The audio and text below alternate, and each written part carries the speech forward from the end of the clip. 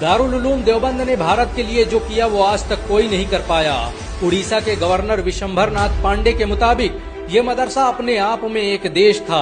अगर ये न होता तो भारत कभी आजाद न होता।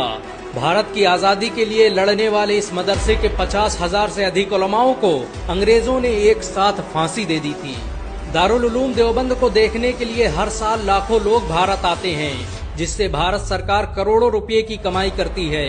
विदेशों से आने वाले लोगों के लिए देवबंद आज भी कौतूहल का विषय है। देवबंद से पढ़कर निकले करोड़ों लोग आज दुनिया भर में भारत का नाम रोशन कर रहे हैं। कोई भी देश ऐसा नहीं जहां पर इस मदरसे में पढ़ने वाले लोग मौजूद न हों। भारत में चलने वाले ज्यादातर मदरसों में देवबंद का ही सिलेबस पढ़ाया जाता है।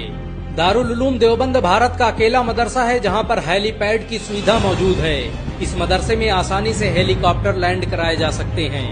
दारुल उलूम देवबंद में बनी मस्जिद रशीदिया भारत की सबसे खूबसूरत मस्जिद मानी जाती है।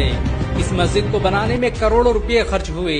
ताजमहल के बाद ये भारत की अकेली इमारत है जिसमें सबसे ज्यादा संगमरमर का इस्तेमाल किया गया।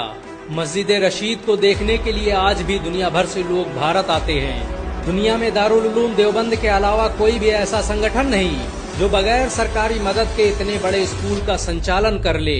दारुल